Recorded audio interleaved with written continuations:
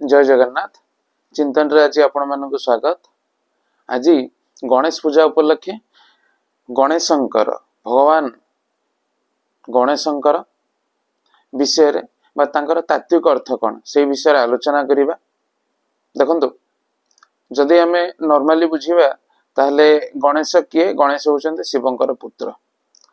तांको गणेश काहे कहा जाउची आगे आमे तांको एलाबोरेट करिबा। गणेश शब्द गण युक्त ईश गण कहले किए ना भगवान शिवंकर जो गण थिला बा तांकर सेवक माने जो थिले तांको गण बेली कहा जाए। आउ तांकर ईश बा इष्ट बा सेई जो सेवक माने थिले तांकर जे हेड थिले तांको गणेश बेली कहा जाए। अर्थात भगवान निजे तांको तांकर सेवक मानकर हेड रूप में नियुक्त करथिले।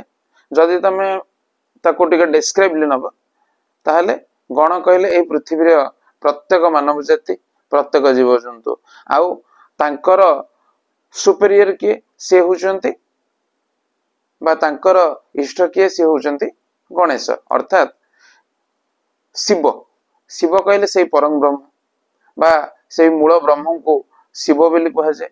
अर्थात से शिव को पाइबा पई जो प्रथम आउ जो मुख्य सेवक तांकर आवश्यक सी होचंते गणेश। अर्थात तांको धरिले बा तांको मार्ग रे गले आमे तांको पाई परिबा।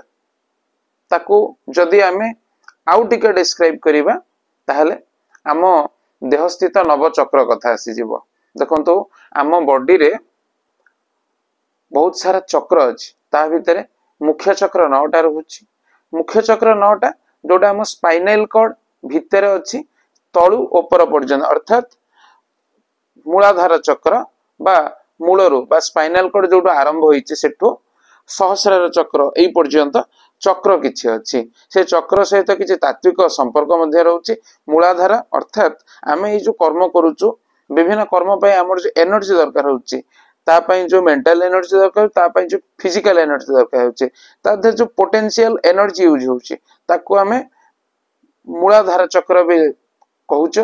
अर्थात मूलाधार बा मांक स्थान आ सही चक्रर देवता होचंती किए से होचंती सही गणेश। आउ ए जो सहस्रार चक्र जहा गुरुंक स्थान बा शिवंकर स्थान सही शिवंकर स्थान रे रहिले परम शिव। आउ तांको पाइबा पई जो मार्ग बा तांको पाइबा पई जो बाट सी होचंती गणेश। ताको जदि आमे आहुरी भल भावे पौराणिक भाव आलोचना करिबा ये तो गला तात्विक कथा। सेकंड आसी गला यौगिक बा जोग मार्ग रे चक्र कथा आसी गला। चक्र रे केमती गणेश को एलाबोरेट कराइछि बा शिव शक्ति रे मिलन पई मझिरे मुख्य रोल प्ले करचंती श्री गणेश। जदि आमे तांको आ टिके पौराणिक भाव रे देखिबा ताहले आपण माने देखिबे जो वेद रचना करा हैछि वेद को किए रचना करचंती वेद को किए करिचंती ताको भी केही जानि नाहंती। ताको एकाठी किए करचंती से होचंती वेद व्यास। मा उडे वीडियो रे मध्ये कहिथिली सेमती महाभारत को मध्ये वेद व्यास रचना करचंती। आउ तांकर स्टेनोग्राफर थिले श्री गणेश। अर्थात वेद व्यास मु टिके भूल कहली वेद व्यास नहंती से होचंती व्यासदेव।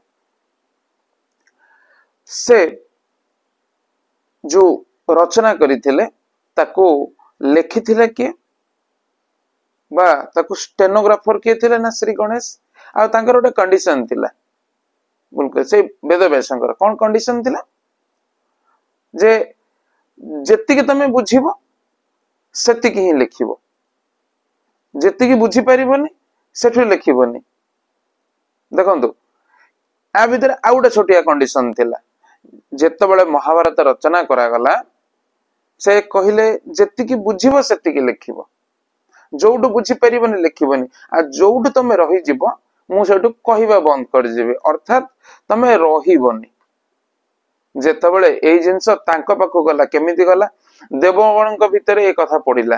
देवगणक भितरे काहा को सिलेक्शन करा हेतला श्री गणेश को जे प्रांजल भाव रे ताकू बुझी परिबे आउ ताकू लिखि परिबे। अर्थात से जहा कहिले ताकू श्री गणेश बुझिले एवं ताकू निज ओन लैंग्वेज रे जहा बुझिले ताकू से लिखि देई गले जार गोटे पार्ट मध्य रहउची श्रीमद् भगवत गीता। तेणु श्रीमद् भगवत गीता जहा को श्री कृष्ण अर्जुन को कहिथिले आउ जहा को वेदव्यास रचना करथिले तार स्टेनोग्राफर थिले श्री गणेश। अर्थात जदि आउ गोटे अर्थरे आमे देखिबा प्रथम स्टूडेंट जे स्वयं भगवान का वाणी को बुझी थिले सी होचंती श्री गणेश। सेथि पई परम शिव मध्य एही कथा कहिथिले कि वैदिक रीति रे बा वेदर रीति रे जे कोनसी पूजा पूजी अनुष्ठान करा जिवो तार मूल रे सही श्री गणेश को आगे ही पूजा करा जिवो तापरे जहा भी करा जिवो काहे कि ना प्रत्येक जिंसर मूल होचंती श्री गणेश।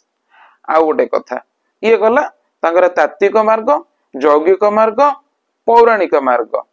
तापरे जदि आमे तांको मुख को नै कि किछि तात्विक आलोचना करिबा तांकर मुखर स्वरूप एमिति काहे कि हेछि आमे तो जानिचे कि जेतबळे शिव जाउथिले पार्वती को देखा करिया पई एते लंबा करू न्यू स्टोरी जेतबळे पार्वती को देखा करिया को जाउथिले सेतबळे पार्वती को पाखरे तांकर सेवक मानको ठिया करैथिले जे पार्वती को बाहर जगी के रहउथिले किंतु शिव जेतबळे जाउथिले पार्वती बा परम शिव जेतबळे मां को देखा करिया पई जाउथिले तो नंदी भृंगी एमाने जे सेवक रहले एमाने बाट छाड़ दउथिले मां पार्वती देखिले कि एमाने तो तांकर सेवक तो सेमाने बाट छाड़ दउछन तांको मुहर किछ कहि परनांते सेहिति पई मां निजे तांकर अंशरु श्री गणेश को जन्म करिथिले जेतु श्री गणेश तांको शिव परम शिव बा महाप्रभु आसिला बेले बाट अटकेइले तांको भीतर बहुत क्वेश्चन आंसर हला बहुत झगड़ा हला लास्ट को महादेव कोन करथिले त्रिशूल रे तांको मुंड को काटी देइथिले। यार मध्य तात्विक अर्थ रहउची काहे कि आपनकर जति त्रिशूल कहबा त्रिशूलर तीनटा मुन आगु को बाहरची से तीनटा मुन कोन तीनटा मुन होउची मनुष्य शरीरर तीनटा शरीर स्थूल सूक्ष्म कारण शरीर से स्थूल सूक्ष्म कारण शरीर रे मनुष्यर जो अहं भाव को नष्ट कर दिया जाइतिला। तापर सेकंड कोन करा गला जेतले मा देखिले कि मोर अंश को एमती ये कराइछि जदि मोर इच्छा रे बा भगवान की इच्छा रे मा जो सृष्टि करिथिले जदि एही सृष्टि रे तांकू आउ थरे जीवन दान दिया न जाए मो सृष्टि को नष्ट कर देबी। ब्रह्मा बड़ चिंता रे पड़िले तापरे तांकू कहिले कि दक्षिण मार्ग रे गले प्रथमे जो मुख देखिबे तांकू नै आसीबे जो छोट शिशुर मुख देखिबे हेतु से हाथीर मुख आनी के लगे देथिले अर्थात सेकंड जो मुख लागिला प्रथम मुख हला अहंगर मुख जोटा मनीष बा जीवर स्वरूप मु मु ए जिंस आ द्वितीय मुख जतले लागिला जहा भगवत प्राप्तिर मुख जहा को हमें हाथीर मुख कहूचे सेही हाथीर मुख काहे के लगा हला बा हाथीर मुखर तत्व कोन अलगा मुख काहे के लगा हला देखंतु गणेशं को बा श्री गणेशं को जीवन रे गोटे स्टेबिलिटी रो सिंबल बिली कहा जाए जो थरे कि मन स्थिर रहइबो गति ऊर्ध्व को हबो अर्थात इंप्रूवमेंट आसीबो जीवन रे से जगह रे गणेशंकर गोटे हाथीर मुख बा गणेश श्री गणेशंकर मुख रो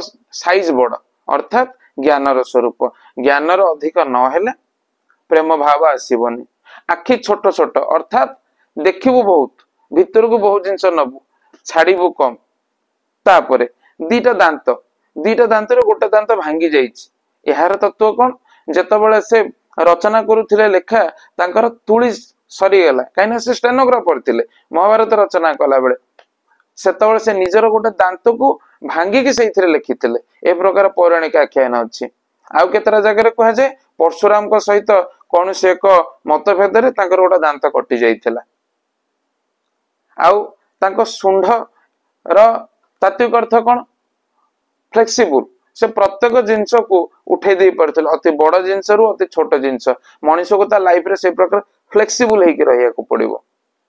कान बड़ बड़ अर्थात सुनिबो बहुत कहिबो कम पाटी देखा जाए नहीं जेमते गोटे हाथीर पाटी देखा जाए नहीं तळपटु अर्थात कहिबो कम ଶୁଣିବୁ ଅଧିକା। ତେଣୁ ଏହା ହଉଛି ଶ୍ରୀ ଗଣେଶଙ୍କର ତାତ୍ତ୍ୱିକ, ପୌରାଣିକ ଆଉ ଯୌଗିକ ଅର୍ଥ। ଆଜିର ଭିଡିଓରେ ଶ୍ରୀ ଶ୍ରୀ ଗଣେଶଙ୍କର ଏହିତିକି କହୁଛି। ଯଦି କିଛି ଭୁଲ ରହିଯାଇଥାଏ କ୍ଷମା କରିବେ। ଜୟ ଜଗନ୍ନାଥ।